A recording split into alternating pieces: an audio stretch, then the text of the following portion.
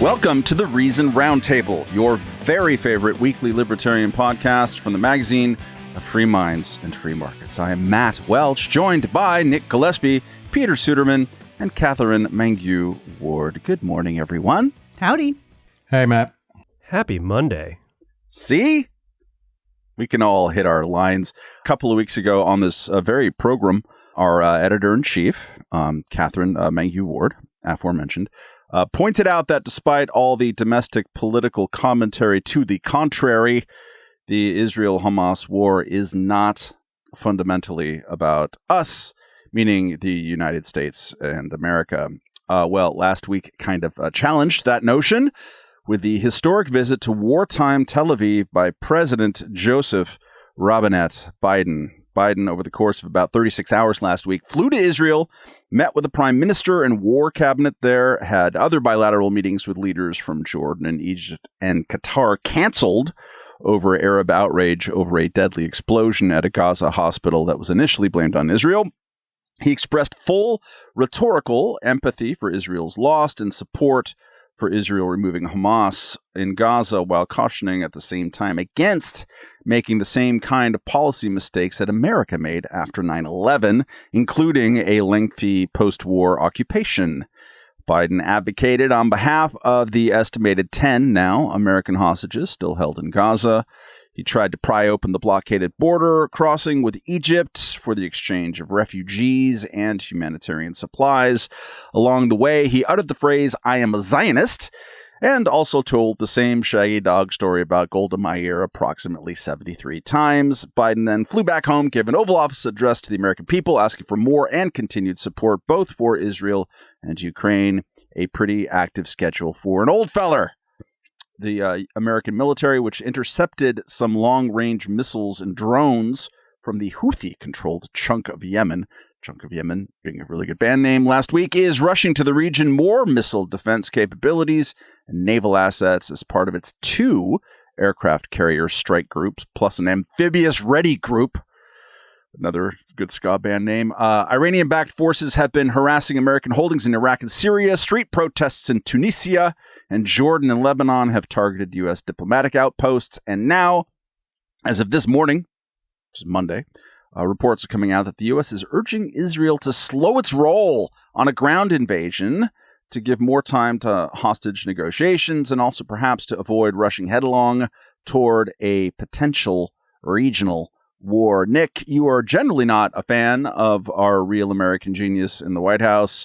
How do you assess that Uncle Joe did last week? And what is your current feeling about the administration's response to the October 7th massacre? Let me compartmentalize it into a couple things. The things that I found in his speech in particular, which was something like only the second Oval Office address that he's given, which was kind of surprising to realize, but, I guess maybe presidents don't do that anymore. But he hammered hard on the idea that the United States was the indispensable nation in the verbiage of Madeleine Albright. I think that's wrong, and it's terrible as a guide to foreign policy or trade policy or any kind of policy whatsoever. And that I found more than problematic. I dislike that intensely. And I also found that his wrapping of the Ukraine aid in with the aid to Israel to be politically brilliant, but you got to be a little bit cynical about that as well. Having said that, I want to actually say I thought Joe Biden's comment or his speech from the Oval Office hit a couple of real, dingers, Matt, that I thought were really fantastic. And one is that he absolutely characterized the Hamas terrorism for what it was, which was terrorism and barbarism, which Israel has an absolute right to defend itself against. I thought that was, incredible and absolutely right. But the main thing from an American point of view is his characterization of our response to 9/11 when he said to Israel, do not make the mistake that we made, because we screwed up after 9/11. We overreacted at home and abroad. And this is coming from a guy who was in the Senate when this stuff was happening, and he voted for every major escalation of invasion and of military force and of domestic surveillance and things like that. And then he perpetuated these stupid wars as vice president. I think that's an important thing. And that was what I, found most, important about what he was talking about. The other thing that I actually liked was when he addressed the American people and he said, don't be anti-Semitic and don't be anti-Islamic at the same time. People talk about the White House or the presidency as having a bully pulpit. It rarely gets used, actually. And I think Biden, in a way, actually was delivering the right message on those limited issues. And I was happy to see that.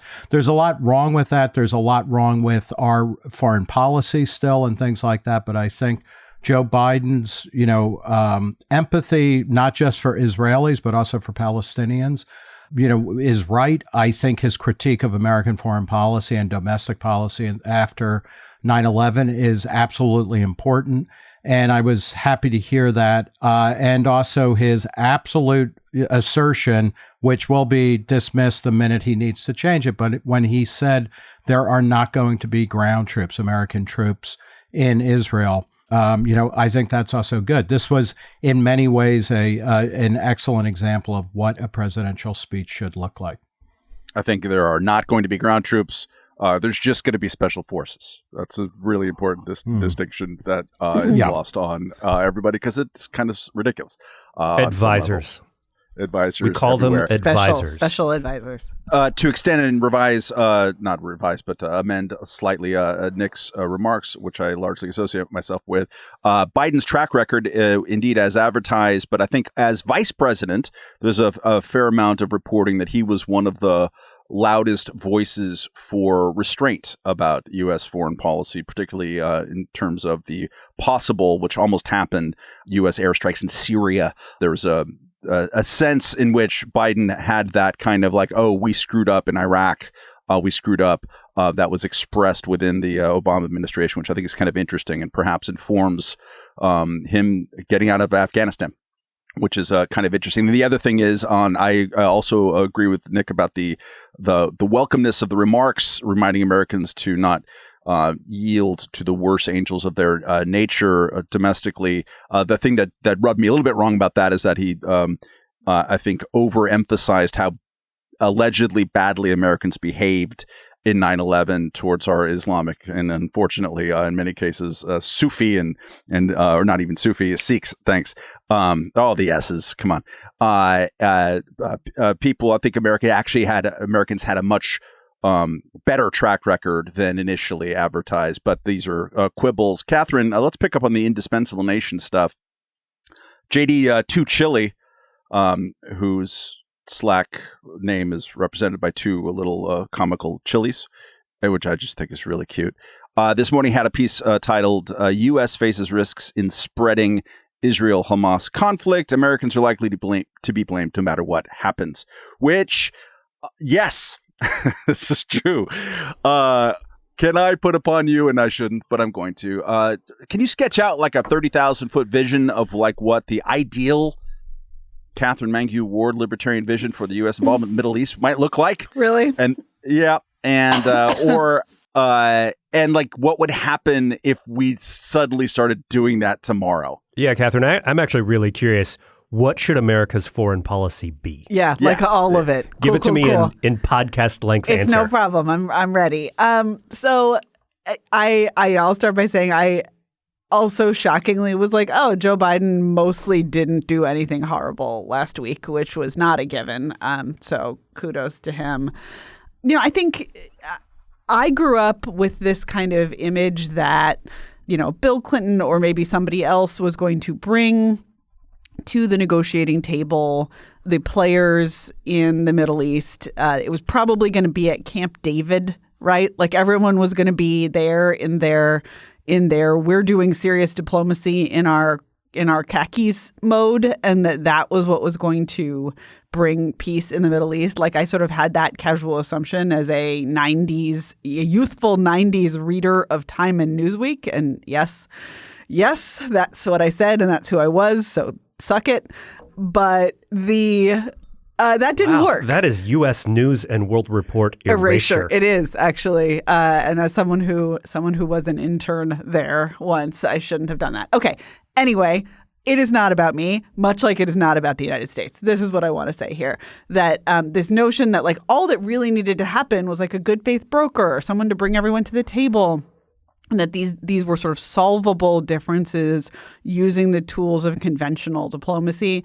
I think that's just not the case, right? Like I think that a sort of reasonable approach to the Middle East involves accepting that these are intractable differences and that they are going to be settled with violence. And I hate that. We hate that. This is very bad news for everyone.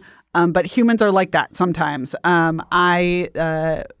As a preview of my Wachu later in the podcast, I went to the Asian Art Museum this weekend and was struck by how much of that art is informed by conquest in the Middle East. And so I think that America's role is nothing.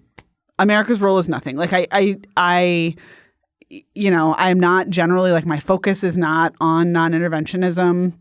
That is not where my libertarianism originates. That is not like the beating heart of my personal kind of political philosophy. But these are conflicts that even the most well-informed in the United States can't understand at a visceral level, and they are visceral. They are deeply felt, and there just isn't a meeting brokered by a U.S. president that's going to resolve this. Peter, I know that almost nothing scares you more than your own shadow, but the thing that does is the scenario of impending global thermonuclear war. So what is your current, most plausible, not great, Bob, scenario in the Middle East? So we've talked about the Biden speech, but there was another Biden administration official who went on the record last week, Treasury Secretary Janet Yellen, who was asked, hey, so it seems like America has some real fiscal problems. Debt's real high. It's going to keep being very high. It's going to get higher, right? Like the deficit problem is like the deficit has basically doubled just in the last year, which is the year after Biden spent, a whole bunch of time bragging about how his administration had brought it down. Seems like there's maybe not enough money just to do the stuff that you're already planning to do. Can you afford another war? And Janet Yellen was like, yes, absolutely. We can definitely afford another war. Folks, we cannot afford another war. And that brings me to the answer to your question, Matt, which is, if we could get drawn into this, maybe we don't have ground troops, maybe we don't even have advisors or special forces, but if we are spending an awful lot of money to back Israel militarily and to be maybe not the world's policeman, but the world's bullet supply store, where we're just constantly sending munitions to Ukraine and to Israel and spending a lot of money to do so, and then also spending a bunch of money on, moving naval armaments, right, ships and that sort of thing into the region. And we are not in the war, but we are standing at the precipice of the war. We are sort of gazing on it from right next to. We are war adjacent. Well, the war could expand and get more expensive and more complicated. And the war in Ukraine could keep going. And that could provide an opportunity for, say, China to invade Taiwan. And then what happens? Because we are committed officially, formally, and on the record to defending Taiwan. And then we end up in a kind of a three-front war. And can we afford a three-front war? Is Yellen's answer that we can do that? And so my worry here is partly just about nuclear weapons and about nuclear exchange always, because there's nothing worse. That's the quickest path to actual apocalypse. But my medium term, my interim worry is that the United States ends up bogged down in two quasi-wars and one maybe actual war with China, which is a great power that has a military that is formidable, that would actually pose a real challenge to the United States. And that would be a terrible situation to be in. And the kind of rhetoric that we saw from Biden about the United States being the indispensable nation, that is the sort of rhetoric that gets you into big, ugly, unwinnable, forever wars all over the world. I think that one interesting kind of knife's edge concept going forward is the use of, or the intended use of, all of the naval assets just parked off the coast there as a missile interceptor, right? Iran has, or has through their proxies, very many long-range missiles pointed at Israel, from Yemen, certainly from just north of the border in the Hezbollah-controlled parts of Lebanon and elsewhere. And the U.S. has already intercepted some missiles. Arguably the main way in which the U.S. helps Israel militarily is with the Iron Dome, which is a missile interceptor or a rocket interceptor.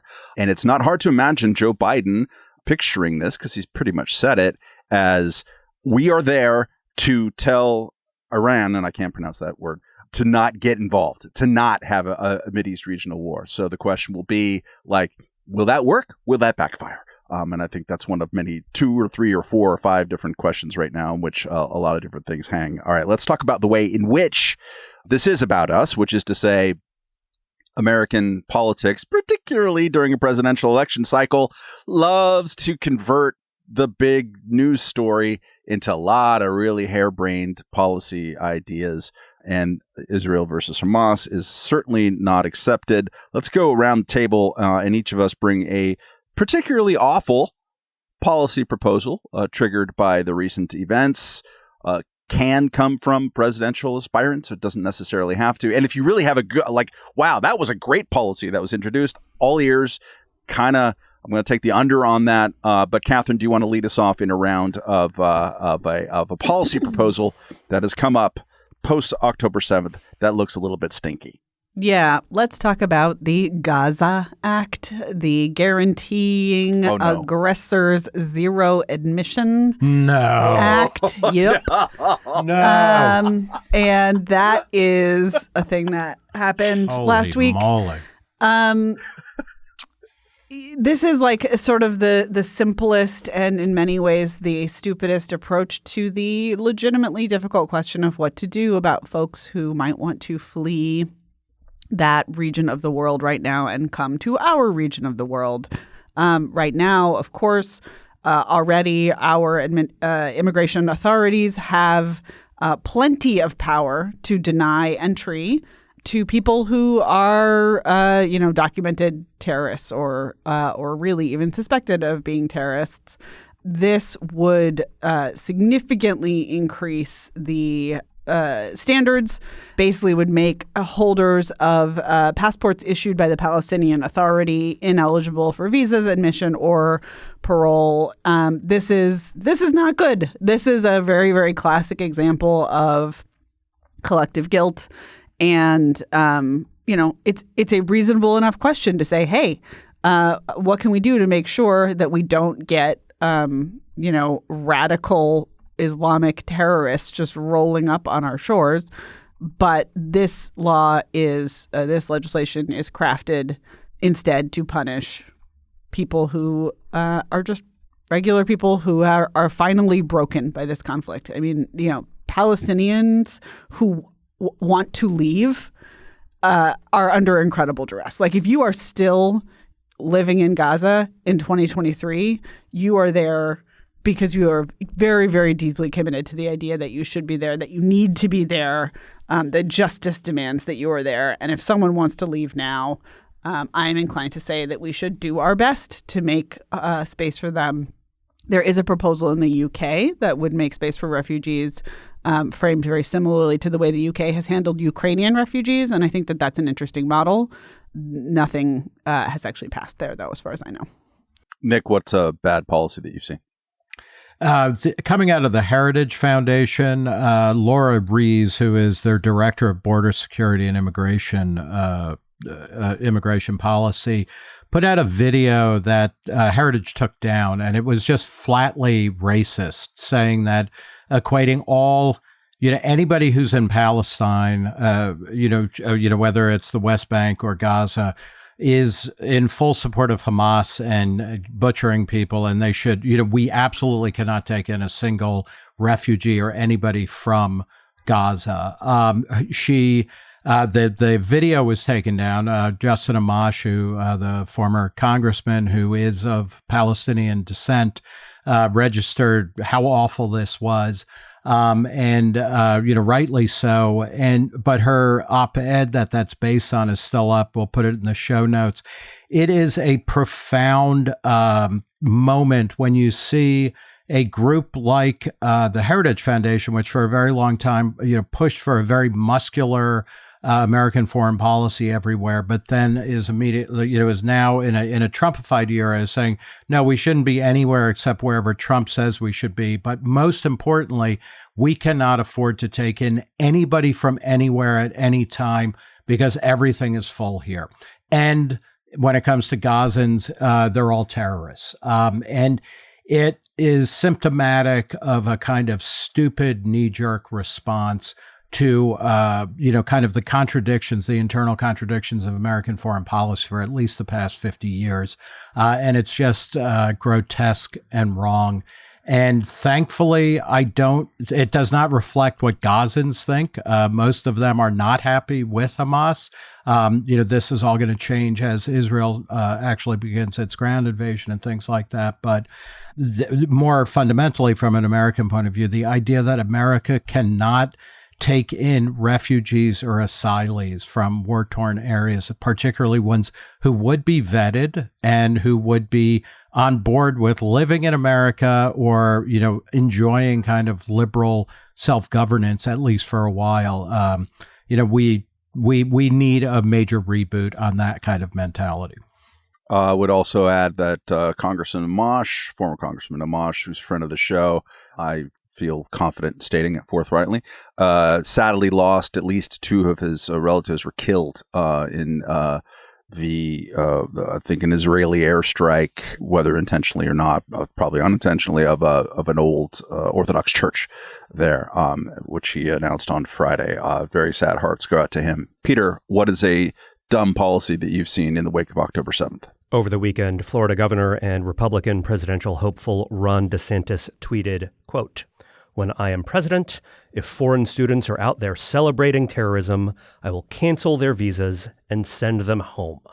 So earlier this year, we did a live podcast in New York. And Matt, you asked each one of us to make a quick case against somebody who was running for president. And I drew DeSantis. And the argument that I made was that if you look at his most prominent ideas and legislative proposals, the through line is that they are all designed to use the power of the state to stop or squelch speech, especially, but not only, in educational settings. We have seen that with the Stop Woke Act, with his internet law, with the takeover of New College, and this is just more of the same. DeSantis is threatening to use state power to stop the exchange of ideas, to stop expression. And it just represents a fundamental misunderstanding of the First Amendment. The First Amendment does not protect just ideas that are wrong, but you can kind of understand how someone would hold them. It protects expression that is awful, that is offensive, that is deeply repulsive to you. It protects the expression of ideas that you hate the most. And DeSantis just doesn't seem to get that. Just building on that and agreeing with it vociferously, I will also just register how just off-putting and weird and awful it has been to see. Hard for me to mash up words in the morning. People were wandering around New York City, my semi-alma mater, UC Santa Barbara, and elsewhere, tearing down these missing posters of hostages in Gaza. There's more than 200 hostages. 10 of them are America. Why are you tearing them down? What are you doing? What are you doing? It's such a weird move, and it's so widespread, or at least captured a lot on video. It's genuinely puzzling and kind of distressing to me. To answer the question, which is more about policy proposals that are terrible, one I'll go through, which is not a current presidential aspirant, but he wished that he could have won before. Senator Lindsey Graham, one of his first responses to what happened is that cheering on Israel to, quote, level Gaza. This is a bad proposal. It's not a bill yet. I don't think it's going to be.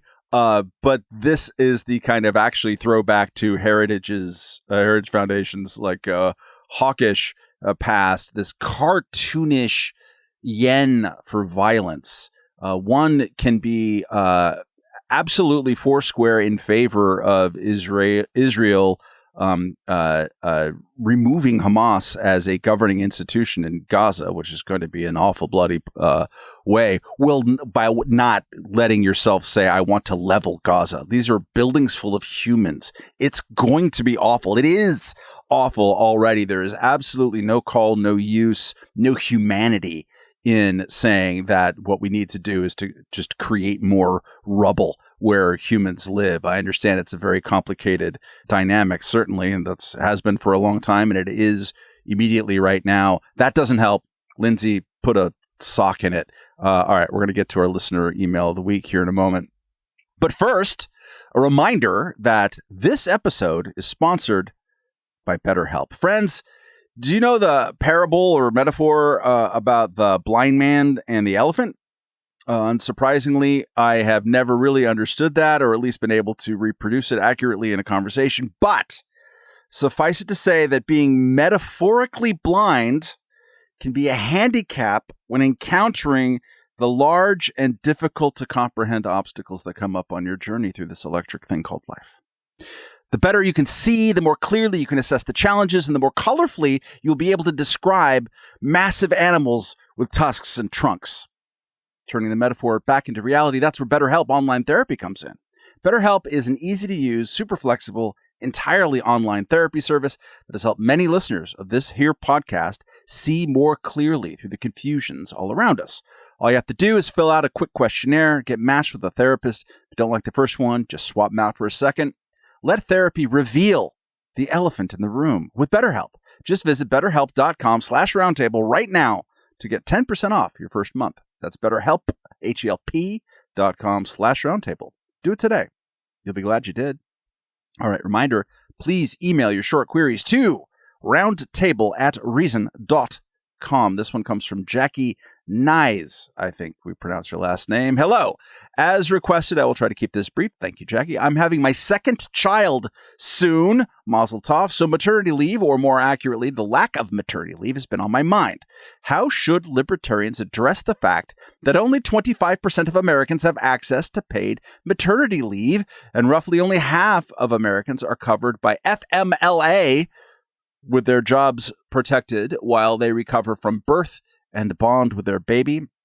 I have worked in both red and blue states, and in 2 out of my 4 jobs, I was not covered by FMLA and could have been fired as soon as my PTO ran out. I'm just a reader here. Okay, I don't know what these things. I guess my question is actually whether maternity leave will eventually need to be mandated by the government, because it does not seem like employers are interested in covering it voluntarily. And recovering from childbirth and bonding with your baby shouldn't cost you your job and or your financial stability.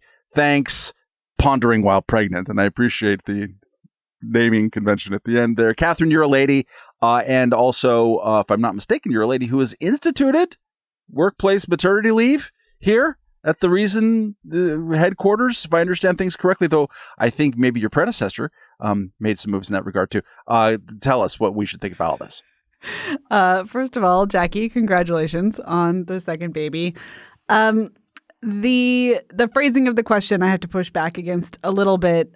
Whether maternity leave will eventually need to be mandated by the government because people are not doing the thing that I want them to do is generally not how I think about these questions. I get it because, for people who do fear for their jobs or, end up going back to work much, much sooner than they would like, definitely sucks. I get it.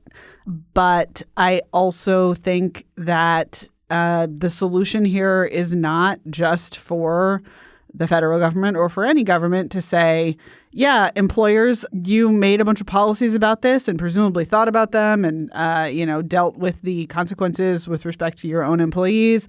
But we think you did it wrong and we're going to make the rules for you and you have to bear the cost. That is not the right solution because, among other things, it results in discrimination against women of childbearing age. And I think that is something that is almost always under-considered in this debate. If you mandate a very, very generous paid maternity leave policy, employers are going to look twice at recently married women in their late 20s and early 30s before they give them jobs or give them promotions. There's lots of evidence about this pattern playing out in Europe, especially in Germany. And so, I just think the secondary consequences matter a lot, for people who are wishing to see these policies in place. Unfortunately, and also fortunately, it has to be done at the private level. If we are going to mandate these policies, and there are states that do have sort of backdoor mandates on a bunch of these things, the state should pay for it. I would rather have this be paid for through the annoying but broadly agreed upon democratic process whereby everyone votes for it and then everyone pays for it, rather than the kind of other mechanism whereby you force employers to pay for it against their will. But, I don't think that maternity leave should be mandatorily paid. And that's a bummer. I think it's important and good that Reason covers maternity leave and some paternity leave, but I don't think everyone should have to. That's not how some jobs work. If these benefits incentivize employers not to hire people, and Matt started this policy, that's what I was picking up. Matt, why do you hate pregnant women? What were you trying to do? You were trying to malify the... I created I do want to say, oh, now you're walking it back? The way that Matt Welch established maternity leave policy at Reason was that I started to say, hey, Matt, I think I need to talk to you about the fact that I'm going to have a baby and I'm not going to come to work for a while after that. And Matt said, yeah, we'll get to it. And then when I was in labor, I sent an email and said, I'll see you in 12 weeks. I'll see you in 12 weeks or in court. That sounds like leadership to me. The flip side of this, to continue answering the letter writer's concern, though, is also, according to a 2018 story by Veronique DeRougier at Reason, somewhere between 45 to 63% of women reported having access to paid leave. So what has been happening, and in that story, again, in the show notes, what's been happening over the past 20, 30, 40 years is that companies have been moving to, come up with policies that work for them and for their employees. This is not a utopian solution, and there is no such thing, of course, but it's really important and powerful to look at the ways in which markets actually kind of sort these things out. And when they do it kind of organically and things like that, there's more experimentation, so that when policies finally become widespread, they've worked out a lot of the secondary effects that Katherine was warning against. So it doesn't mean everything is perfect or everything is peachy, but the fact is that we're in a much better place because, and this is, as somebody who managed a lot of people at Reason for a long time, employers generally are desperate to keep good workers. And, it's odd because certainly for the woman, but also, for men who become fathers and things like that, nothing is a bigger life event. I think all of the parents on the podcast would agree. Nothing is bigger as a life event than becoming a parent. It is absolutely earth-changing, world-shattering, all of that kind of stuff.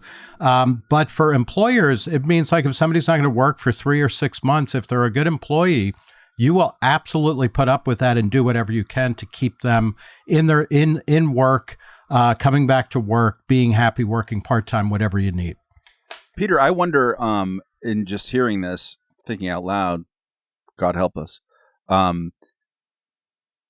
we have in this country the original sin of the way that we administer health insurance is that this is employer-based health insurance. Is the fact that we have this bad kind of system where the employer does health insurance, does that in its own way incentivize less maternity leave?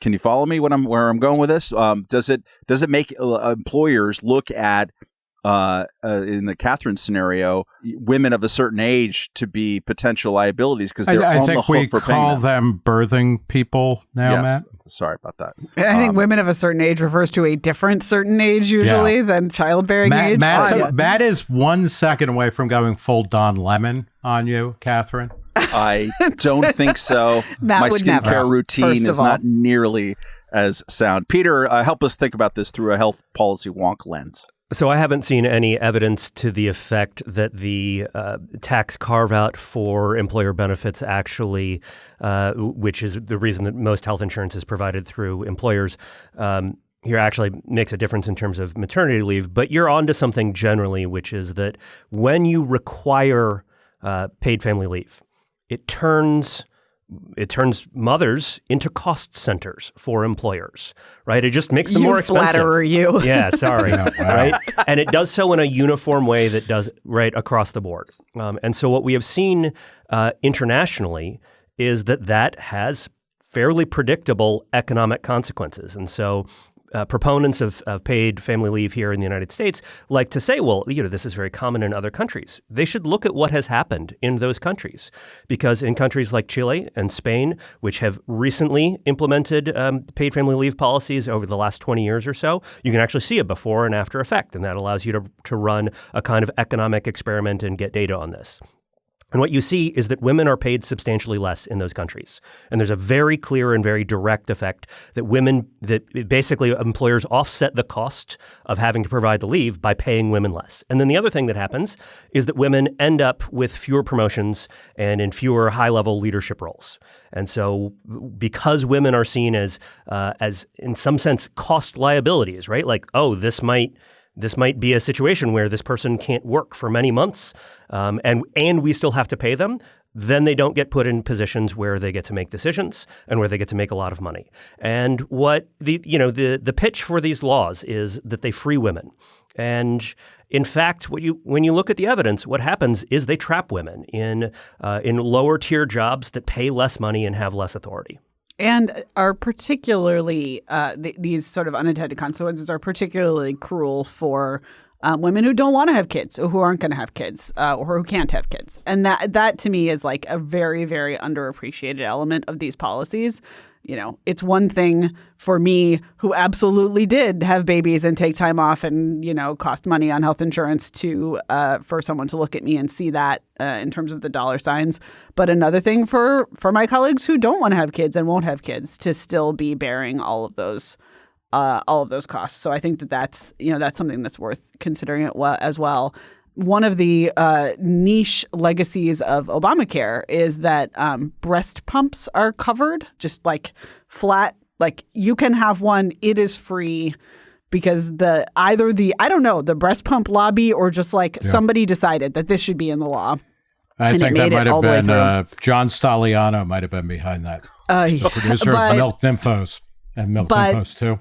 And I'm sure that it has leveled out some, but this was all relatively new when I had my babies. And the whole process for it was just like a poster child type situation for why having government administer these things is insane. And I think you might well say, hey, in the same way that this letter writer has said, it should be that it doesn't cost you money to feed your baby. Like it should be that you don't have to pay extra just, because you need to pump. There's a lot of shoulds, but you can't always make them embodied in reality and in law. Matt, at the risk of extending this, but I want to hear you defend your favorite politician of all time, John McCain. He is the last major politician or presidential candidate who actually floated a proposal to get rid of or effectively cancel the tax benefits for healthcare benefits way back when. When is that going to happen? Yeah, when are we going to get to a point where people just say, you know what, it was a catastrophic, stupid thing to somehow expect employers to pay for, like to sort through and pay for health insurance as part of a compensation package, or to mandate that? And when can we just get to a place where it's individuals will shop for health insurance similar to the way that they shop for car insurance, and take it away from presidents? I would just note that it's not mandatory. What the law did was it made fringe benefits at work basically not taxable. And so that means that $1 of health insurance is worth more for you than $1 of compensation, which provides a strong incentive for employers to provide benefits like health insurance. At this point, Peter, as you well know, like any employer of any size, and there are various other kinds of add-ons to that original thing where it's effectively mandatory for many, if not most employers to offer health benefits. And it's a mistake. So, Matt, One when can is argue- McCain's legacy finally going to bubble McCain's- up from the lake in which it fell? It's very evocative language. Arguably, the greatest policy fork in the road or consequence of the McCain versus Obama election is exactly that. So Obama ran on what would eventually become Obamacare, and early on in the process of the formulation of Obamacare, despite the fact, and I think it is a fact, and Peter, you can't interrupt me because it's going to take too much time. I know you. Despite the fact that almost or a huge majority of people, left and right, when they look at what is wrong with the American health system, point to that World War II era kind of scarcity rule on not, because it was the wage cap situation back then. So there's a way to get around it that employers could offer health benefits. That is the original sin. It's the fatal flaw. And there was a moment in the formulation of Obamacare where, like, should we do something with this? Nah. And then now Obamacare has become a reality. Now Republican politics, led by Donald Trump, has come to sort of defend and extend the welfare state writ large rather than kind of attack it, even though Trump was rhetorically kind of against Obamacare, but he was sort of all over the map. I think that's really difficult. When are we going to get to that point, Nick? Maybe that point was in 2008, and because of a variety of things, most notably the great financial crisis of that fall, Americans chose Obama over McCain. It was McCain's arguably his best idea. I would also say, though, that you can have presidential candidates rhetorically in favor of X if there isn't a large amount of work that's done in that area or that's available through think tanks and other types of political preparation. X is not going to happen, which we saw a lot with the presidency of George W. Bush, who was very much in favor of things like, privatizing aspects of Social Security and immigration reform and such like, which we have written about at great length, and I recommend that people read some of it. Okay, I'm moving on now. He did get tortured past in the first term, though, so Bush wasn't a complete failure, Matt. Thank you for recognizing my pain. Let's get to, in brief as possible fashion, the omnishambles in Washington, D.C. Last week, Ohio Republican and huge Freedom Caucuser Jim Jordan lost 3 separate and increasingly embarrassing votes to become the new Speaker of the House of Representatives to replace the ousted Kevin McCarthy, the so-called Bakersfield Comet. Now there are 9 candidates for the Ring of Power. And yes, we're going to call them the Nazgul. I will now read their names in a naked attempt to elicit even more snorting noises from the gallery. House Majority Whip Tom Emmer from Minnesota. Kevin Hern from Oklahoma. Georgia's Austin Scott. Byron Donalds from Florida. Jack Bergman, Quincy, and what's wrong with us? Or a member of the Houston Astros. These are just made up names, right? Mike Johnson from Louisiana. Pete Sessions, apparently still alive, from Texas. Wow. Dan Muser from Pennsylvania. And rounding out the Nazgul, Gary Palmer from the great state of Alabama. Please clap. Let's each bring one takeaway from the ongoing beauties in Washington, D.C. Nick, why don't you start? I enjoyed Tom McClintock, who also sounds made up, but is in fact not. The very conservative and small government congressman from California wrote a letter thanking them for their duty and that they're all blessed to, his other Republicans are blessed to work with such people. That was towards the 8 people who voted, the Gates 8, who voted to oust the aforementioned Bakersfield comment. Yes, that was I'm also very disappointed that there weren't more wrestling metaphors in the stories about Jim Jordan's failure. Pinned, thrown out of the ring, etc. You have to have the comedic Jim Jordan. Yeah. That's right. Jim Shorts Jordan. Yeah. Jordan. Katherine, what say you about how impressive this has all been? I associate myself with the headline that I saw on CNN this morning. House GOP circus embarrasses senior party leaders. Wow. Which is it's just embarrassing at this point. No, I mean, it echoes the presidential race, right? Like we have this party with no thought leadership, with no political leadership. You didn't need the word leadership there. The only person who is a fully realized character is Donald Trump in just an ocean of NPCs, just interchangeable, who knows, characters. You walk up to them and they just start to say their pre-recorded statement and you can walk away before they're done. It's ridiculous. It's, it shows that this is what happens if a very, very, very old guard stays in power too long and then runs out of juice without any kind of succession planning. And it's embarrassing. Peter, you live in Washington, D.C. How are your Republican friends doing? Is it a 1,000-yard stare or are they just rubbing their hands with glee because they like to watch it all burn? Well, I make cocktails. You may have heard about this. And so it turns out that Republican staffers like to drink cocktails, especially right now. I'm enjoying this as I'm a big fan of the DC Comics animated universe that ran from about the early 1990s through the mid-aughts. And at the very end of that, the guys who created this, Bruce Timm and Paul Dini, created a series of shows, first Justice League and then Justice League Unlimited. And in the first one, you just had 6 or 7 core characters. And in the second one, they were we get the whole sandbox, the whole DC universe to play with. And so you had characters like the Elongated Man and Big Barda, right?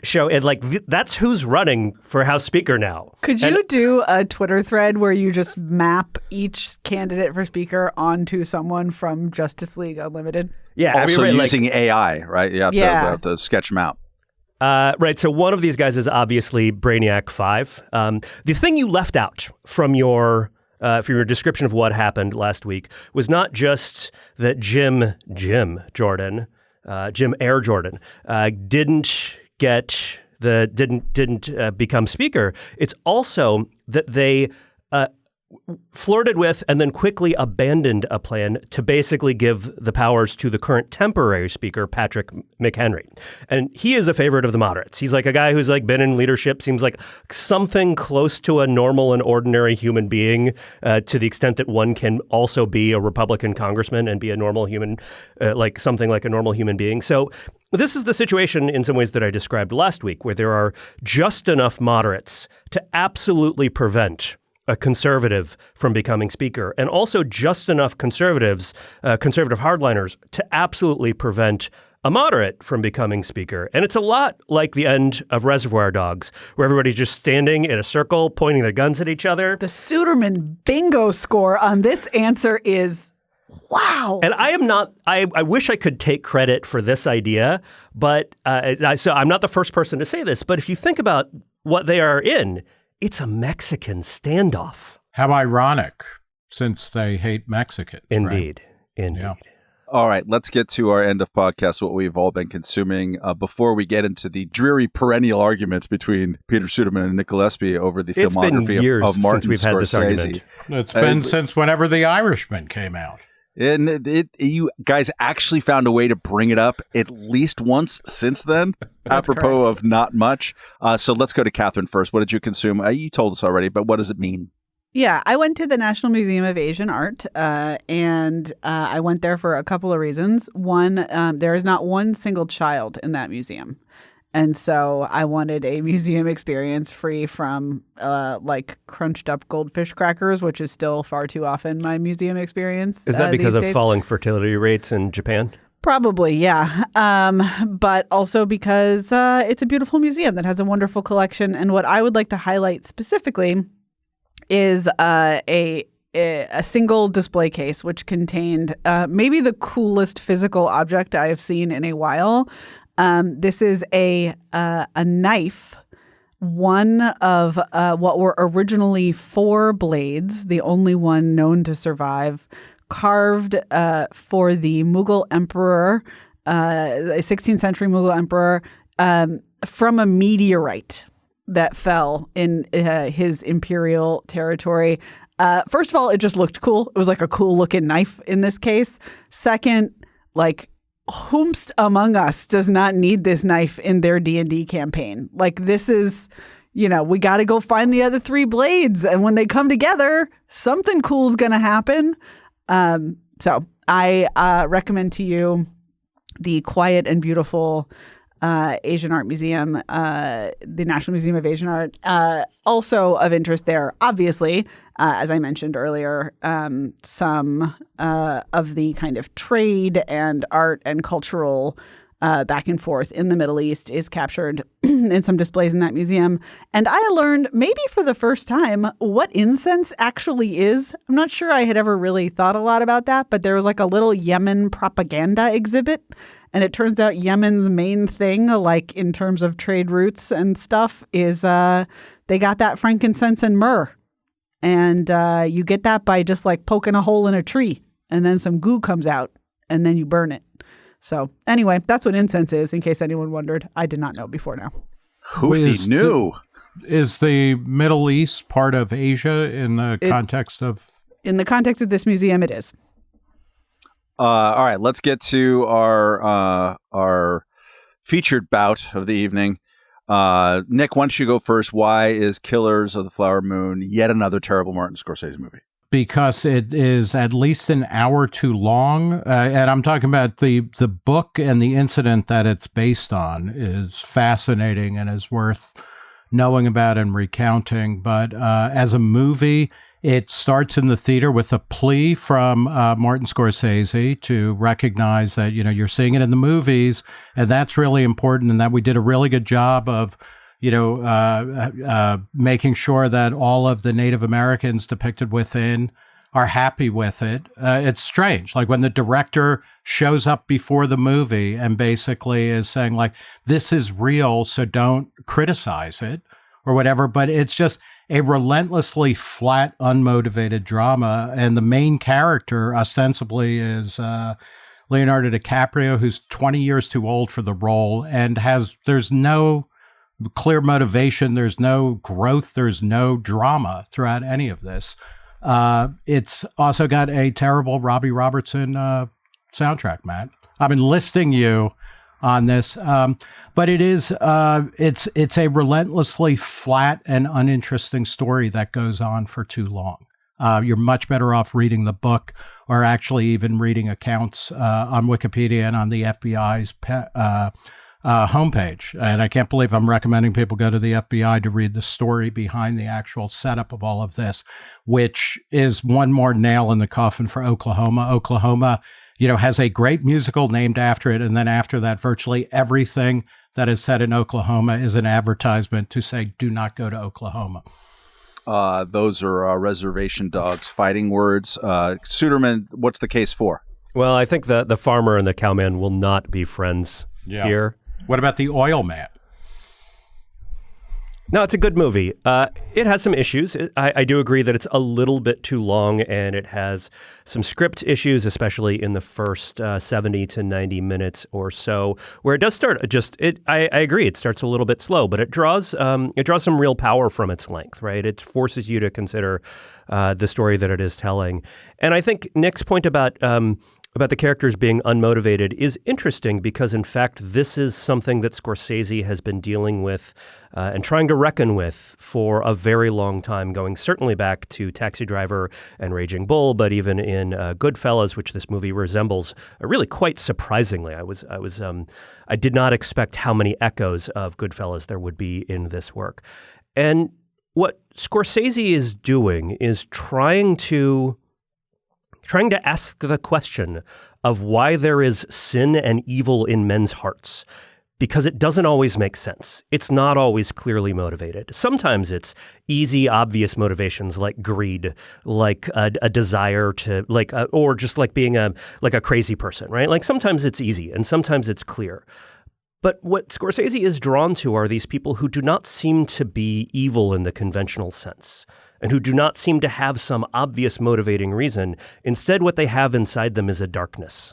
And it's a very sort of Catholic, sort of all is fallen in the worldview from a guy whose alternative profession was that he was going to be a priest. And so this is a movie about sin, and about American sin in particular, and about the ways that our country is in some sense, at least in Scorsese's worldview, founded on a kind of sin, on venality, on criminality, on schemers, on people who do bad things. And sometimes we know why, but sometimes we just don't. And evil is a mystery, and Scorsese is our greatest chronicler of the idea that evil cannot always be fully explained, that sometimes it's just part of us and part of our hearts. If I may, just from a cinematic point of view, the difference between Goodfellas and this is that at the center of Goodfellas, you have a character who is the person that we are wondering about, the Henry Hill character played by Ray Liotta. In this movie, there's none of that. The most interesting characters, besides the Native Americans, and particularly the what would be the female lead, who is given virtually no interior thought or motivation or anything like that.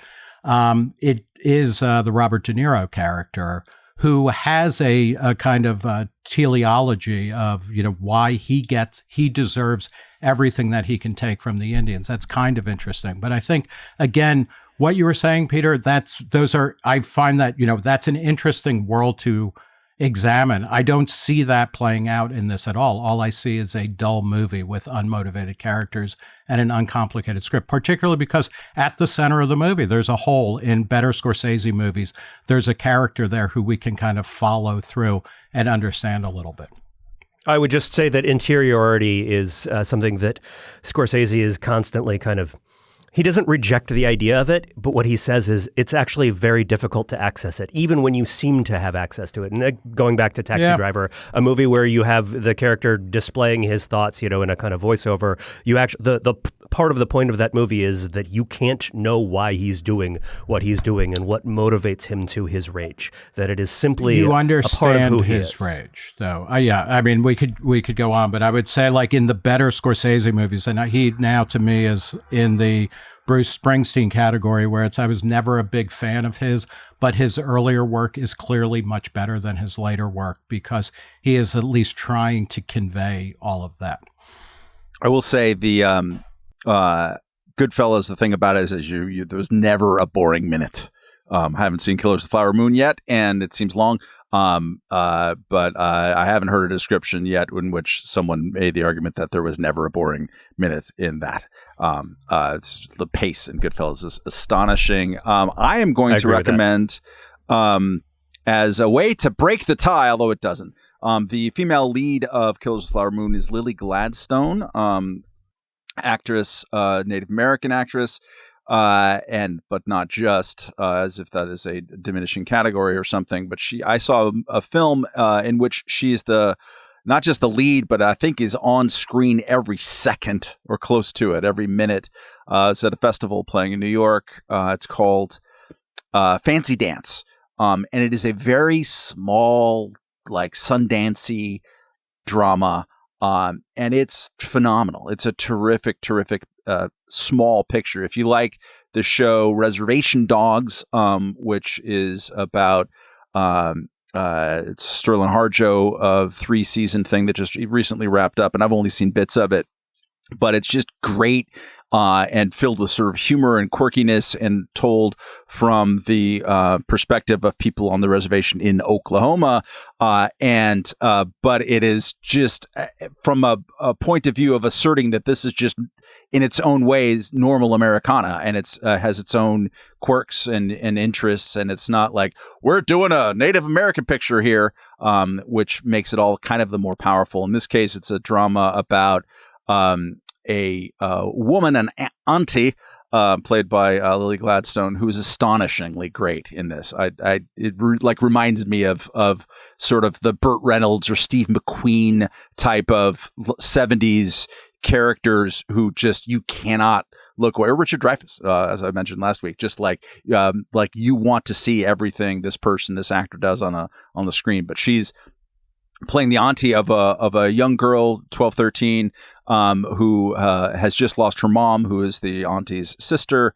The mom has been a stripper and living on the margins and has disappeared. And it's assumed that she's dead, but they're not sure. And the auntie is a fallen character. To put it mildly, she's engaged in all kinds of petty thefts and not so petty thefts and different things in her life. And it's about her attempt to kind of guard her sister, navigate through the legal systems badly, about custody over the kid, while also trying and conducting kind of an investigation, in many ways, leading an investigation despite all the official channels being useless what happened to her sister. And it's just really great. Fancy Dance, it's called. Lily Gladstone is astonishing. I know there's been a lot of talk about her performance in Killers of the Flower Moon, which I have not seen, but I would suggest this is one of the best acting performances I've ever seen in this thing. So check it out when it comes to screen near you, if and when it does. And also, it is not 3.5 hours long. I appreciate the movie clocking in at movie length. I think that's also important. All right, we've just clocked in at podcast length, about 1 hour here. So let us go to see, Nick, is there still space available for tonight's event? There's very little daylight in between this thing posting and your event, your Reason Speakeasy happening, but do you care to tease us up? Matt, not unlike America, there vis-a-vis Palestinian refugees, there is no room left tonight. Oh we are my completely God. sold out. There you go. Well, thanks for sneaking me in the deadline. Well, say about that, Matt. I'm checking with Ron DeSantis to see if you're allowed. But go to reason.com/events for all future events as they unfold. Very good. And go to all of our podcasts, including the Reason interview with Nick Gillespie and also the Soho Forum debate series with Dr. Gene Epstein. Master go to reason.com. Gene, not a doctor, man. It's important to keep fact-checking a joke, Nick, until it dies. No, I'm just saying degree inflation is a real problem, man. Too many people are going to master's programs. Reason.com podcast gets you there. Reason.com donate gets you a way to give us money to make more podcasts and do more cool stuff. All right. Thank you for listening, and we will catch you again next week. Goodbye.